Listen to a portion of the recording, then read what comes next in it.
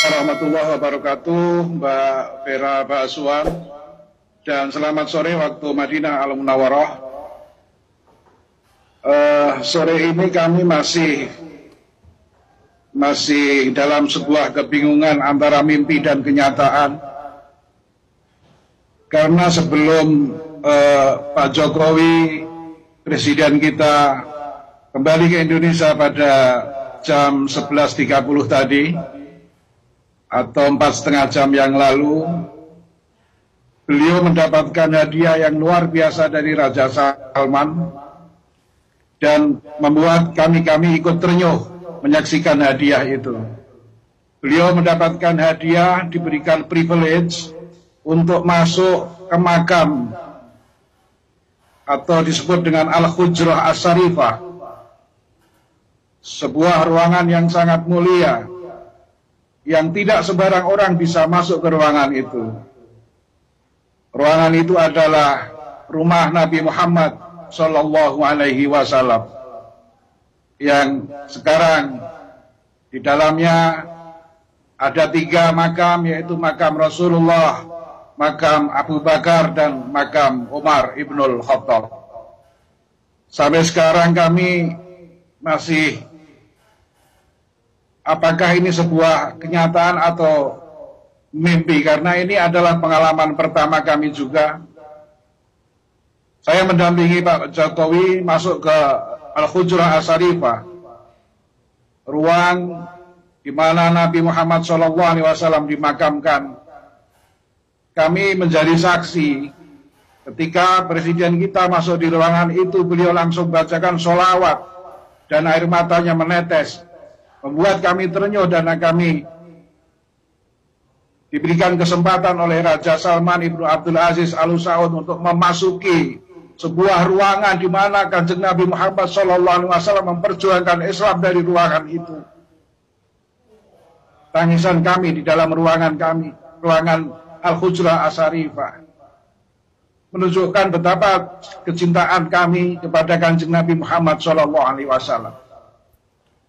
Setelah beliau sholat 2 rakaat dan memanjatkan doa untuk bangsa, sekali lagi doa untuk bangsa Indonesia, untuk kemaslahatan bangsa Indonesia, beliau memasuki makam, dan baru kali ini ada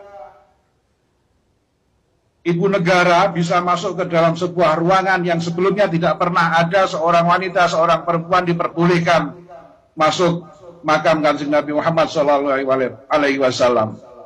Setelah beliau berdoa di makam tersebut, kemudian beliau terbang ke Indonesia, kembali ke bandara, ke Royal Terminal, sebuah bandara yang hanya khusus dipakai atau dipergunakan oleh Raja Salman bin Abdul Aziz Al Saud dan juga para pangeran yang ada di Saudi ini. Ini adalah pengalaman yang begitu luar biasa dan begitu dahsyat. Kami mendengar betul beliau tadi memanjatkan doa-doa khusus untuk kemaslahatan bangsa Indonesia. Benar, beliau dijamu oleh Raja Salman dengan jamuan yang begitu istimewa sejak beliau mendarat di Riyadh tanggal 14 kemarin, tepatnya jam 9 pagi. Semua petinggi Saudi, yaitu Gubernur Riyadh, Pangeran Faisal bin Bandar bin Abdul Aziz Al Saud, menjemput langsung Presiden kita. Kemudian didampingi oleh seorang menteri yang expert, yang ahli. Beliau adalah menteri yang punya spesialisasi dalam bidang perdagangan dan investasi. Setelah itu ada satu lagi hadiah yang diberikan oleh Raja Salman kepada Presiden Jokowi. Presiden Jokowi dipersilahkan untuk memakai sebuah istana yang sangat historis, yaitu Qasru Malik Saud atau Istana Raja Saud, yang sudah berumur, bangunan tersebut berumur 60 tahun, yang dibangun dengan bahan-bahan yang begitu mewah. Begitu, Mbak. Iya, begitu banyak cerita yang istimewa yang diberikan oleh Raja Salman kepada Presiden Jokowi dan salah satunya juga untuk masuk ke dalam Ka'bah. Sebetulnya bagaimana cerita pemimpin negara yang selama ini diperbolehkan masuk ke dalam Ka'bah ini? Sejak saya bertugas, ada aturan Saudi bahwa Al-Ka'bah Al-Musharrafah hanya dibuka tanggal 15 Muharram untuk melakukan sebuah prosesi yang namanya cuci Ka'bah. Artinya jika Ka'bah selain pada bulan Muharram tersebut dibuka, maka berarti ada orang penting yang akan masuk dalam Ka'bah tersebut. Ini adalah merupakan hadiah juga dari Raja Salman kepada Presiden Jokowi beserta Ibu Iriana dan juga keluarganya untuk bisa masuk di Al-Ka'bah Al-Musharrafah. Baik, Pak Agus, lalu ini ada juga kabar gembira, yaitu dari hasil pertemuan ini adalah adanya kerjasama, baik itu dari bidang ekonomi, kemudian juga ada penambahan kuota, yaitu 10.000 untuk jamaah haji. Nah, ini rencananya juga tadi seperti disampaikan oleh Menak akan diselenggarakan pada tahun ini 2019. Seperti apa tanggapan Anda? Banyak sekali kerjasama yang kita sepakati bersama Saudi Arabia. Salah satunya adalah tentang kuota haji dan peningkatan pelayanan haji khususnya bangsa Indonesia. Karena Saudi sadar betul bahwa Indonesia adalah negara Muslim terbesar dan memegang peranan penting. Sehingga ketika kemarin kami mendampingi Bapak Presiden Jokowi ketemu MBS, kepada Waliul Ahdi atau Putra Mahkota mengatakan dan berikan apresiasi yang luar biasa pada pertumbuhan ekonomi Indonesia.